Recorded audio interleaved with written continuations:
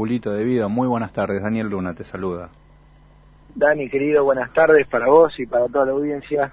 Bárbaro, bueno, gracias Julito por participar y bueno, a ver sobre qué nos vas a hablar hoy. No, por favor, Dani, siempre es un gusto. Bueno, Dani, a ver, como grandes hechos tenemos que hoy supuestamente, de no modificarse ninguna normativa a última hora, hoy va a ser el último día del programa de incremento exportador 3, conocido más normalmente como el dólar soja 3, en el cual hasta el momento se han anotado operaciones por 500 millones de dólares, lo cual dista de las expectativas que más o menos estaban buscando unos 5.000 millones de dólares, y seguramente se vea que ese número pueda llegar a acercarse más o menos a los 4.000 millones de dólares. Esto estamos hablando durante todo el periodo que tuvo vigencia el dólar soja 3, ¿no? Pero bueno, me parece que habla a las claras de una situación, quizás más que por tensión cambiaria, me parece que debería estar quedando claro lo que fueron los efectos de la sequía que sufrimos durante toda la campaña 2022-2023, y si nos podemos ir para atrás, ya lo hemos hablado en otras columnas, nos podemos remontar a 2 años para atrás y tranquilamente podemos hablar de 3 campañas seguidas en condiciones de sequía. Situación que por suerte aparenta estar empezando a darse vuelta con una incipiente aparición de un niño y estas lluvias fuertes y de muchas precipitaciones en un corto periodo de tiempo que vimos la semana pasada. Pero bueno, no podemos todavía decir que vamos a tener un gran alivio en lo que hace a la campaña de fina, que como siempre decimos es el trigo y la cebada fundamentalmente, que eso recién oxigenaría en términos de ingresos de divisas a partir de noviembre, diciembre de este año. Pero bueno, todavía es muy incipiente buscar hacer un análisis sobre cuáles estarían siendo las condiciones de siembra del cultivo. Me parece que vamos a tener que esperar un poco más para ver cuál fue el impacto de estas lluvias y por supuesto de poder hacer un análisis más grande de cómo se va dando esta campaña y fundamentalmente de lo que va a ser la campaña próxima de soja, maíz y girasol, que está el grueso, ¿no? ¿Qué tiempo lleva de una vez que realizada la plantación, por ejemplo, de trigo y de cebada que vos planteaste ahora? Mirá, el trigo generalmente en lo que es zona núcleo pampeana, estás hablando de siembras en lo que es mayo y junio, ahora en este momento, para cosechas entre noviembre y diciembre. También puedes hacer siembras más tempranas, que eso en realidad lo que te permiten es liberar antes el lote para hacer lo que se llama la famosa soja de primera. Sí. Comúnmente escuchamos soja de primera y soja de segunda. La soja de primera no suele tener como antecesor a un trigo, se deja el lote vacío justamente para buscar una soja de un mayor rendimiento, pero relegando el hecho de hacer el famoso doble cultivo, que vendría a ser la rotación trigo-soja, o inclusive pensando en el maíz. Ya cuando estás pensando en un maíz, en determinadas regiones es mucho más difícil pensar en un maíz de segunda por el hecho de la ocurrencia de heladas. Esto va, por supuesto, este es un planteo quizá muy pampeanocéntrico. Después te vas moviendo en las distintas regiones del país y en función a que cambian los periodos de heladas es que se van modificando los momentos de siembra y eventualmente, por supuesto, los momentos de cosecha, ¿no? Pero un planteo tradicional, digamos, de zona núcleo con un doble cultivo, estarías hablando de una siembra en abril-mayo de trigo para poder liberar el lote en noviembre-diciembre, y atrás de eso ir con una siembra de soja de segunda en ese caso. Eso sería un doble cultivo. Tengo una pregunta. ¿Se realizan cultivos exclusivamente de soja en territorios, digamos, específicos, digamos, siempre de soja? Sí, por supuesto. Eso en definitiva gira mucho alrededor de la decisión de producción y de inversión del productor en sí mismo, y también, por supuesto, de acuerdo a las condiciones climáticas de esa región en función de lo que te decía. Pues el trigo, por ejemplo, tiene la ventaja que en cierta etapa fenológica de su cultivo, es decir, de su crecimiento, tolera helada. Después ya llega un momento que la helada es contrario a su llenado, con lo cual empieza a ir en detrimento del rendimiento. Pero, por ejemplo, vos tenés la soja y el maíz, que en momentos fundamentalmente lo que llaman periodos críticos, momentos de floración, son sumamente sensibles a heladas, cosa que, por ejemplo, en la campaña que terminó de gruesa, o sea, de soja y de maíz. Se vio en algunas regiones del país que hubo, si no me falla la memoria, a principios de marzo, episodios de heladas que fueron muy complejos. ¿Por qué? Porque el productor había demorado su decisión de siembra en función a que no tenía agua, y al jugarse tanto con esa decisión, haciendo siembras tardías en enero, algunos principios de febrero, se encontró con esta aparición de heladas tempranas que son sumamente críticas para el desarrollo del cultivo. O sea, esta campaña se dieron, te diría que todas las malas juntas. Fue una campaña realmente muy complicada, y bueno, parte de lo que estamos viendo en términos de reserva deriva fuertemente de eso. Está bien. No, yo te hice esa pregunta porque digamos, viste que hay veces que me parece como que los medios no informan, digamos, lo claro que deberían ser, porque obviamente no les interesa, pero en definitiva que hay determinados cultivos que no pueden, digamos, en este caso creo que es así, determinados cultivos de la soja tiene que tener un determinado tiempo de cultivo y después ir modificando para que la tierra pueda seguir siendo productiva, ¿no? Digamos, porque si no se hace... Sí, bueno, eso es correcto lo que decís. El monocultivo nunca es recomendado en términos de lo que hace a la extracción de recursos de la tierra, en función a que estos no sean debidamente reemplazados, está mal dicho, pero que no se satisfagan las necesidades nutricionales que tiene el suelo. En función, digamos, a un planteo quizás conservador en lo que es el uso de fertilizantes, está pero totalmente mal visto el monocultivo. Es por eso que se suele apuntar a una rotación soja, trigo, maíz, por ejemplo, en realidad maíz, trigo, soja, para que de esta forma se pueda ir restaurando carbono y la regeneración de la materia orgánica de la tierra, independientemente del uso en sí mismo de fertilizantes, que después le van a aportar los micro y macronutrientes que la tierra necesita para poder seguir siendo productiva.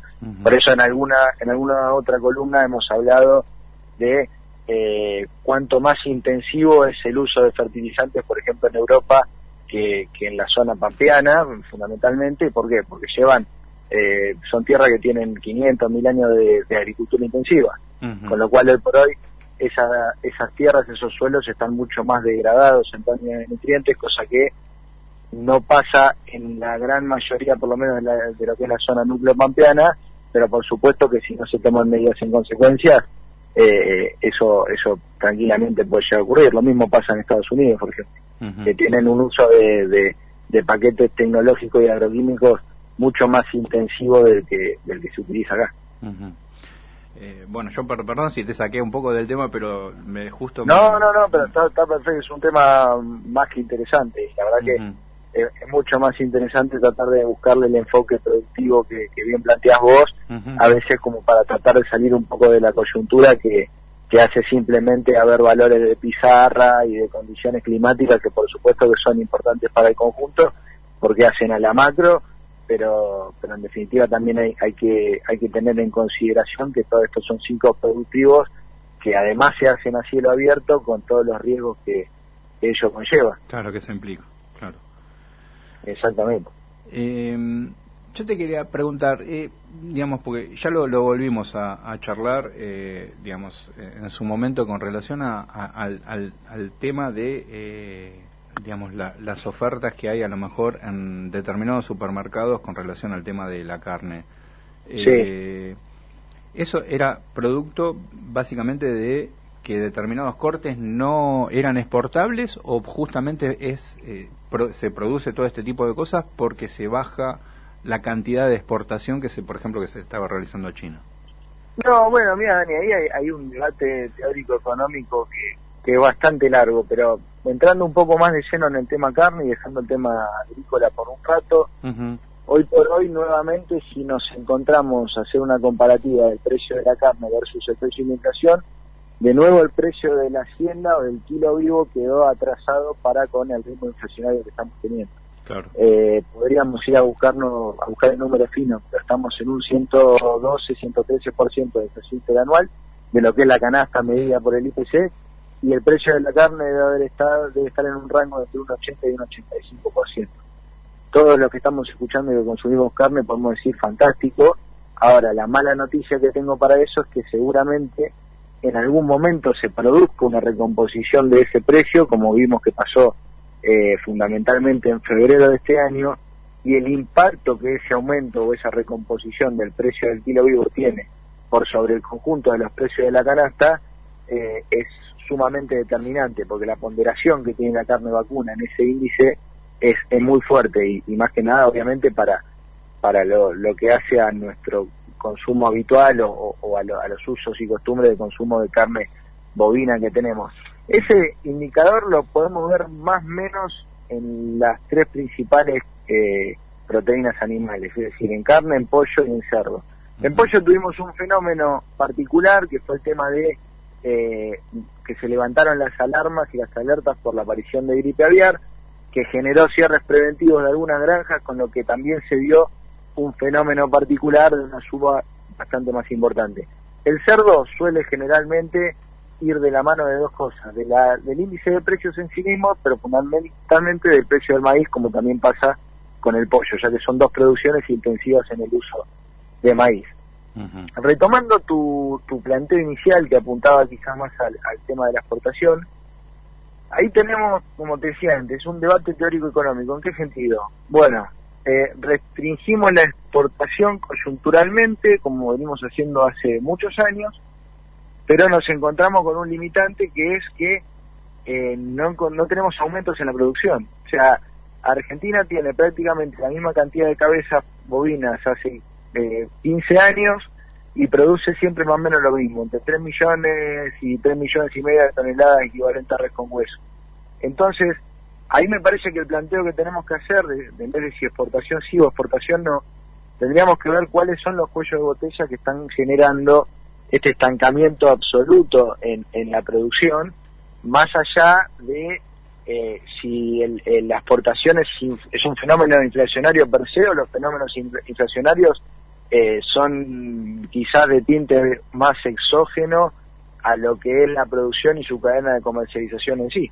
Uh-huh, claro. Porque si no, me parece que reducimos muy fuertemente el análisis y además podemos caer en el riesgo de estar yendo en contra de un aumento en la producción y o de la productividad, que a su vez le genere un beneficio a todos los argentinos para tener una mayor oferta, y a su vez también nos logre generar revertir esta caída o este estancamiento en la producción, que por ende genera una caída en la exportación, que por ende genera una caída en el ingreso de divisas y de pérdida de mercado, que después son muy difíciles volver a conseguir. La verdad que Argentina ha cedido un terreno muy grande en lo que hace al segmento de exportación de carne bovina, que si vemos los indicadores de nuestros países vecinos, está claro quién nos reemplazó. Uh-huh. Y la verdad que es un fenómeno de comercio exterior que es muy complicado lograr una justificación, porque hemos visto que todos nuestros vecinos han aumentado la producción, han aumentado la exportación. Esto no ha ido en contra fuertemente del consumo interno de la población, y además no tienen los procesos inflacionarios que tenemos nosotros. Uh-huh. Con lo cual es un fenómeno, la verdad que es para dedicarle una columna entera, uh-huh, que podemos ir haciendo un repaso, pero me parece que hoy por hoy, ya, bueno, un tema que te quería traer a colación hoy, los países vecinos que han tenido procesos medianamente inflacionarios ni cerca al nuestro, a raíz de lo que fue las consecuencias de la guerra, del aumento del consumo por la pandemia, etcétera, etcétera, uh-huh, han logrado controlar esos fenómenos hace ya más de 9-10 meses. Uh-huh. Y nosotros seguimos tratando de buscarle un cuco a esta terrible situación que estamos viviendo, cuando ya claramente estamos viendo que los precios de la energía han encontrado aparentemente un punto de equilibrio, que los precios de los commodities agrícolas, inclusive en algún aspecto para mal, para nosotros como complejo exportador, quizás podría llegar a ser para bien por la estructura de costo de alguna cadena, pero la verdad que no me siento cómodo diciéndolo, porque cuando nosotros vemos que baja el maíz, el precio del maíz a nivel internacional, nosotros al día siguiente no vamos al supermercado y vemos que bajó el precio del cerdo y del pollo, o de la carne por su engorde de corral. Uh-huh. Más bien todo lo contrario, y es porque claramente esos productos también están incluidos en una canasta que está sufriendo un proceso inflacionario tal que hace que no se puedan aislar sus propias estructuras de costo, ¿no? Ujú. Entonces eso es lo que lamentablemente vemos. Ujú. Bueno, Julito, la verdad que te quiero agradecer siempre como nos aclarás un poco el tema y siempre hablamos acerca de estos temas que me parecen muy importantes, y acá lo que me parece como para plantear, y que ya vos lo planteaste en su momento, es tener una planificación estructural de un gobierno justamente para el incremento, ¿no?, de la cantidad de cabezas de ganado y digamos cómo favorecer el tema de, en este caso como vos planteabas, el tema de la exportación del cerdo, y cómo otros países lo supieron aprovechar y nosotros todavía seguimos en veremos. Así es, Dani, así es. Pero bueno, sabes como siempre que para mí es un gusto participar en tu programa y ya vamos a trabajar un poquito más sobre este tema y desarrollarlo acá en esta columna, como siempre. Dale, te mando un abrazo grande y muchas gracias por participar. Por favor, otro para vos y toda la audiencia. Gracias.